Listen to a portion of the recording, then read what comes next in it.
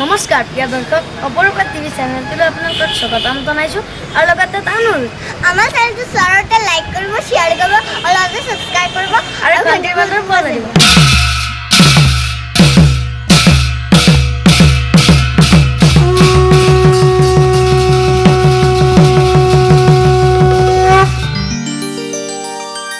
হৃদয়ৰ থাপনা জ্বলা মাহাৰ চাকি মনৰ বেদনা যাব যে আঁতৰি এই ঘৰ সজাবলে আহিব বোৱা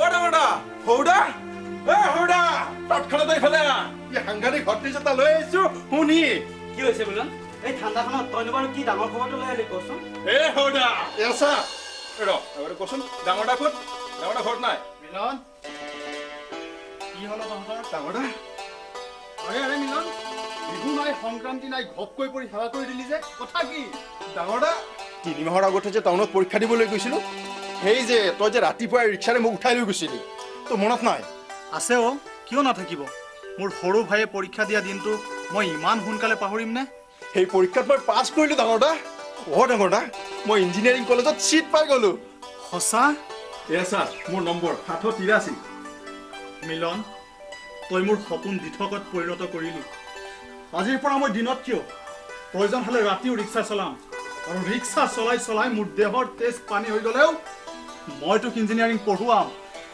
প্ৰাঞ্জল বোৱাৰীক মাতি আনি খবৰটো নিদিয়া কিয় তৰালি ঐ তৰালি য'ত যেনেকৈ আছে তেনেকৈ বাহিৰলৈ ওলাই আহা কিহে পাইছে তোমাক ইমানকৈ চিঞৰিবলৈ তো অকণো শান্তি নাই নবু আজি আমাৰ আনন্দৰ দিন চিঞৰি চিঞৰি ফূৰ্তি কৰাৰ দিন চোৱা নাচালেও হ'ব মই ভিতৰৰ পৰা সকলো শুনিছো সকলো শুনিছা তেনেহ'লে তুমি মিলনক অভিনন্দন জনোৱা নাই কিয় আমাৰ পৰিয়ালৰ প্ৰথম ইঞ্জিনিয়াৰ হ'ব সি চোতালত শাৰী শাৰী গাড়ী ৰৈ থাকিব তই কিন্তু মিলন সদায় সৎপথত চলিবি খোজকাছৰ কথা মুঠে মনলৈ নানিবি প্ৰথম কথা হ'ল মানৱ সেৱা বুজিছাতো হ'ব দিয়া কেঁচা খৰি বৰষুণত তিতিয়ে আছে তাৰে তুমি আকৌ মাছৰ জোল বনাই জহা চাউলৰ ভাত খোৱা কল্পনা কৰিলাই বোৱাৰী এইবোৰ তুমি কি ক'ব ধৰিছা চাওক ডাঙৰা ইঞ্জিনিয়াৰিং কলেজত চিট পোৱাৰ পৰা ইঞ্জিনিয়াৰ হৈ ঘূৰি আহোঁতে সম্পূৰ্ণ 4টা বছৰ সময় লাগে আৰু এই 4টা বছৰত মই আৰু মোৰ প্ৰাঞ্জলৰ সংসাৰখনৰ বাজেটৰ এটকাও কমাব নোৱাৰো মানে সৰু ভাইয়েৰাক ইঞ্জিনিয়াৰ কৰোঁতে তোমাৰ এটকাও খৰচ হোৱাটো মই নিবিচাৰো বোৱাৰী চিঞৰিলে সমস্যাৰ সমাধান নহয় দাদা চোৱা মিলন তোমাৰ এইজন ডাঙৰ ককায়েৰাই ৰিক্সা চলায় আৰু এইজন সৰু ককায়ে এটা সাধাৰণ শিক্ষকৰ চাকৰি কৰে গতিকে তেনে অৱস্থাত তুমি ইঞ্জিনিয়াৰিং পঢ়িব যোৱাতকৈ সৰু পিয়ন চকীদাৰৰ চাকৰি এটা যোগাৰ কৰি লোৱাটোহে জ্ঞানী লোকৰ কাম হ'লহেঁতেন তৰালি হয় প্ৰাঞ্জল খং কৰিব নাপায় কিছুমান তিৰোতা মানুহে তেনেকৈ কয়েই যা মই নাযাওঁ দাদা মই ইঞ্জিনিয়াৰিং পঢ়িবলৈ নাযাওঁ হেই মিলন তোৰ আকৌ কি হ'ল হা মোৰ কি হ'ল তুমি দেখা নাই ডাঙৰদা ইমান দিন ৰঙীন কল্পনাৰ মাজত বুৰ গৈ থকা তোমাৰ এই নুমলীয়া ভাইটোক আজি নবৌ এই কঠিন বাস্তৱৰ পৃথিৱীখনলৈ ঘূৰাই লৈ আহিছে সঁচাকৈ দাদা তোমালোকৰ কষ্টৰ উপাৰ্জনেৰে মই ইঞ্জিনিয়াৰ হোৱাতকৈ এতিয়া এটা সাধাৰণ পিয়ন চকীদাৰৰ চাকৰি কৰি ঘৰখন চলোৱাৰ কথা চিন্তা কৰিব লাগে মিলন ময়ো সেই তাহানিৰ দিনতে মেট্ৰিক পাছ কৰা মানুহ অভাৱৰ তাৰণাত পৰি ৰিক্সা চলালেও শিক্ষাৰ মূল্য মই বুজি পাওঁ ভাবিছা নেকি নবৌৰাৰ সিদ্ধান্তই মোৰ এই ভৰি দুখন দুৰ্বল কৰি পেলালে বুলি মোৰ এই ভৰি দুখনে এতিয়াও 10 ঘণ্টাকৈ ৰিক্সা চলাব পাৰে আৰু তোক ইঞ্জিনিয়াৰিং পঢ়াবলৈ প্ৰয়োজন হলে মোৰ ৰিক্সাৰ চকা দিন ৰাতি একাকাৰ হৈ ঘূৰিব কিন্তু ইঞ্জিনিয়াৰ পঢ়াৰ খৰচ কিমান সেয়া তই নাজানো দাদা মোতকৈ তই বেছি নাজানো যা প্ৰাঞ্জলক বিএলৈকে পঢ়াওঁতে যিমান খৰচ হ'ল তাৰ 2 গুণ হ'ব খুব বেছি 3 গুণ হ'ব সেয়েতো টকাৰ চিন্তা তই বাদ দে আৰু যুদ্ধলৈ ওলোৱা সৈনিকৰ দৰে সাজু হ অস্ত্ৰ তোক মই দিম কিন্তু মুঠতে সকলো চিন্তা বাদ দি তই কলেজত এডমিশ্যন ল'বলৈ সাজু হগৈ আৰু 4-5 দিনৰ ভিতৰত যাব পৰাকৈ আৱশ্যকীয় বয়বস্তুবোৰ যা যোগাৰ কৰি লগৈ শুনিছিলোঁ দেৱতা দৰ্শন কৰিবলৈ হেনো মানুহে যুগ যুগ ধৰি তপস্যা কৰিব লাগে কিন্তু কোনো তপস্যা নকৰাকৈ তোৰ দৰে দেৱতাৰ দৰ্শনে মোৰ জীৱন সঁচাকৈ ধন্য কৰিলে দাদা মই ইঞ্জিনিয়াৰিং পঢ়িবলৈ যাম দাদা তই মানুহ নহয় তই দেৱতা মিলন দাদা তোৰ অনুৰোধ মই ৰাখিম কিন্তু মোৰো এটা দাবী আছে তহঁতে একেবাৰে নুবুজাও আৰু বুজিবলৈ একো নাই মুঠতে মই এডমিশ্যন লোৱাৰ আগতে তই বিয়া পাতিবই লাগিব মিলন বিয়াৰ কথা মই সেইদিনা ভাবিম যিদিনা তই ইঞ্জিনিয়াৰ হৈ এইখন ঘৰৰ চোতালত ভৰি দিবিহি তাৰমানে 4 বছৰ পিছত 4 বছৰ একো নহয় যা। শুনিছ সৰুদা ডাঙৰদা কি কৈছে এইবোৰ শুনিছ? শুনিছোঁ মিলন, মই ভিতৰৰ পৰাই এই অভিমানী ডাঙৰদাৰ প্ৰত্যেকটো কথাই শুনি আছোঁ। ডাঙৰদা, তই ভাবিছ নেকি তোৰ প্ৰত্যেকটো সিদ্ধান্ত আমি চকু কাণ নোহোৱা মানুহৰ দৰে নীৰৱে সমৰ্থন কৰি যাম? নহ'ব ডাঙৰদা, নহ'ব। চা, আমাক মানুহ কোৱাৰ নামত তোৰ নিজৰ জীৱনটো ধ্বংস হৈ যোৱা আমি মনে মনে চাই থাকিম? হয় নহ'ব। 4 বছৰৰ কথা বাদ দে, অহা 4 মাহৰ ভিতৰত তোৰ বিয়াখন হ'বই লাগিব। 4 মাহ বুলি কিয় কৈছ সৰুদা? অহা 4 সপ্তাহৰ ভিতৰত ডাঙৰদাৰ বিয়া হ'বই লাগিব। একদম কাৰে, অহা 4 সপ্তাহৰ ভিতৰত আমাৰ ডাঙৰদাৰ বিয়া হ'বই লাগিব। ঠিক আছে, মই তহঁতৰ কথা মানিম, কিন্তু তাৰ আগতে তই প্ৰাঞ্জলে মোৰ এটা চৰ্ত মানিব লাগিব। কোৱা দাদা, তোৰ বিয়াৰ কাৰণে যিকোনো চৰ্ত মানি ল'বলৈ মই ৰাজি। তেনেহ'লে শুন, মিলনলৈ তই প্ৰতি মাহে 500কৈ টকা হোষ্টেল খৰচৰ বাবে পঠাব লাগিব। ক পাৰিবি? মানে দাদা, জানো তই নোৱাৰ, কাৰণ ঘৈণীয়েৰে টনা ৰছীৰ চেৱে চেৱে নাচি থকা তই এটা প্ৰাণহীন পুতলা। ভিতৰলৈ নহয়, 10 বাজিবৰ হৈছে, এতিয়া স্কুললৈ যা। দাদা মই এতিয়া একো নুশুনো মিলন, আগতে মোৰ সপোন দিঠক হ'বলৈ দে, তাৰপিছত এয়া মই তোৰ মূৰত ধৰি শপত খাই কৈছোঁ, মই চাই থোৱা ছোৱালীজনী তহঁতৰ বৌ হিচাপে উপহাৰ দিম। এতিয়া যা, কলেজলৈ যাবৰ হৈছে, যা যা আকৌ।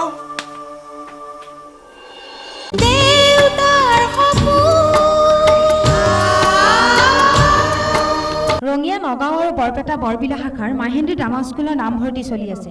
ইয়াত অভিনয়, নৃত্য পৰিচালনা, মূকাভিনয়, একশ্যন, স্ক্ৰিপ্ট ৰাইটিং আদিৰ এবছৰীয়া পাঠ্যক্ৰমৰ প্ৰশিক্ষণ দিয়া হয়। ইচ্ছুক ছাত্ৰ ছাত্ৰীয়ে তলৰ ঠিকনাত যোগাযোগ কৰিব পাৰে।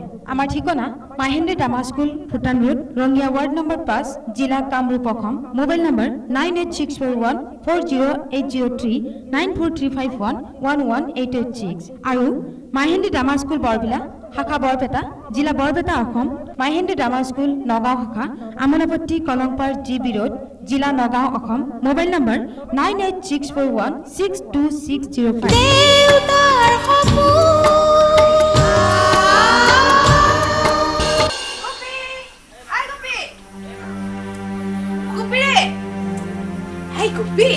ইহঁতৰ লগত আৰু নোৱাৰিছো, খালি বিয়া বিয়া। বিয়াটো যেনিবা গছত লাগি থকা আমহে, খাই পেলাম। তই ইয়াত? মই ইয়াত ভাবিলো এইবাৰ তোক লগ কৰি যাওঁ। মই কিন্তু তোক বেয়া পাইছো ৰে গোপী, আজি 5 দিন ধৰি তই মোক লগ কৰা নাই। অলপ লাহে লাহে ক। কিয় লাহে লাহে ক'ব লাগে? আজি মই চবকে চিল্লাই কৈ দিম তই মোক বিয়া কৰাম বুলি কৈ ঠগিছ।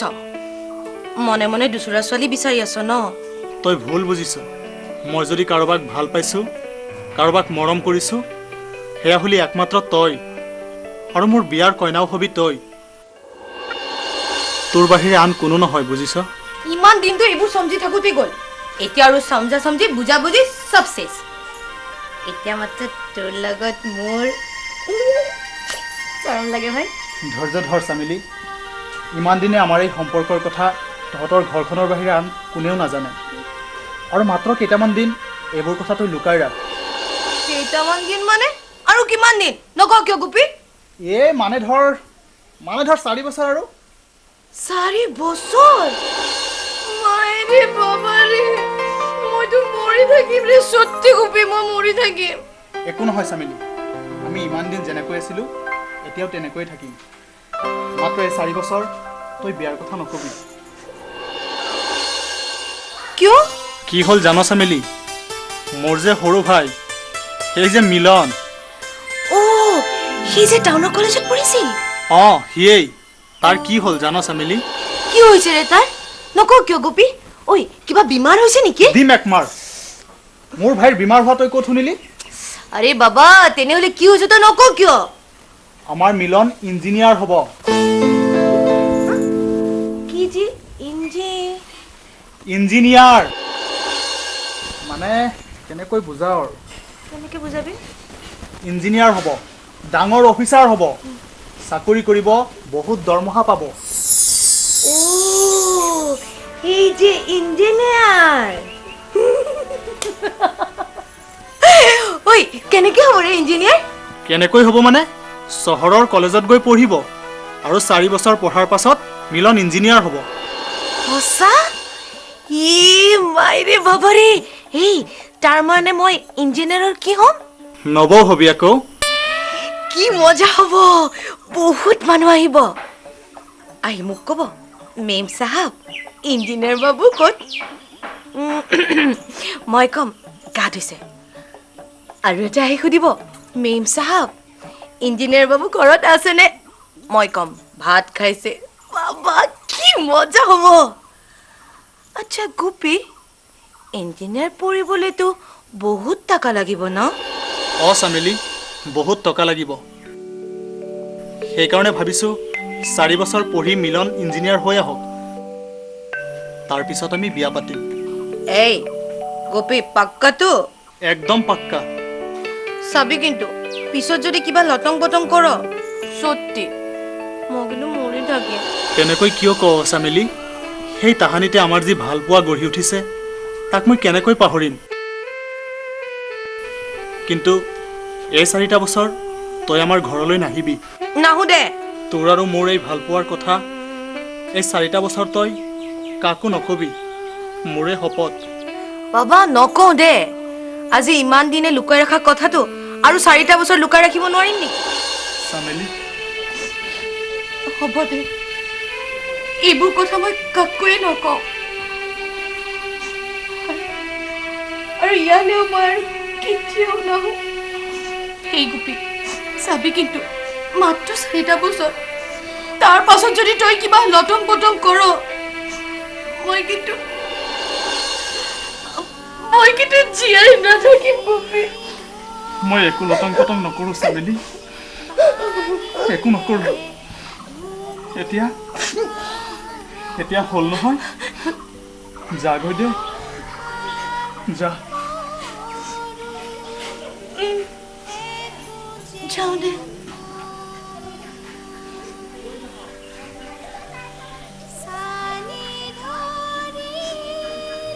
মাত্ৰ 4টা বছৰ গোপী, তাৰপাছত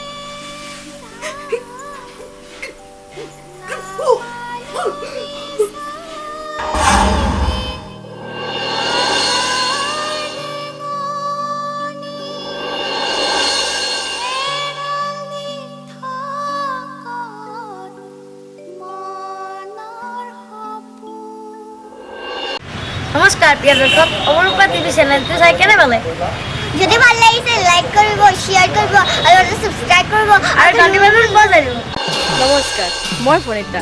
প্ৰিয় দৰ্শক, আপোনালোকে অতি মৰম আৰু আগ্ৰহেৰে দেউতাৰ সপোন ধাৰাবাহিকখন চাই আমাক উৎসাহ উদ্দীপনা যোগোৱাই নহয়, অজানিতে হৈ যোৱা ভুল ভ্ৰান্তিবোৰক আমাক শুধৰাই ল'বলৈ আপোনালোকে বিভিন্ন ধৰণে সুদিহা পৰামৰ্শ দি আহিছে। তাৰ বাবে ধাৰাবাহিকখনৰ তৰফৰ পৰা মই প্ৰণীতা আপোনালোকক ধন্যবাদ জনাইছোঁ। লগতে আজিৰ খণ্ডটিত কোনজন অভিনেতা বা অভিনেত্ৰীৰ অভিনয় চাই আপোনালোকে শ্ৰেষ্ঠ হোৱা বুলি বিবেচনা কৰে, আমালৈ লিখি পঠিয়াওক। আমাৰ ঠিকনা মাহিন্দ্ৰী ড্ৰামা স্কুল, ভোটাম ৰোড, ৰঙিয়া, ৱাৰ্ড নং 5, জিলা কামৰূপ, অসম। মোবাইল নং 9864140803, 9435111886, 9854154285। আকৌ অহা সপ্তাহত একে সময়তে একেটা বাৰতে আৰু একেটা চেনেলতে পুনৰ লগ পোৱাৰ প্ৰতিশ্ৰুতিৰে আজিলৈ ইমানতে সামৰিছোঁ। ধন্যবাদ।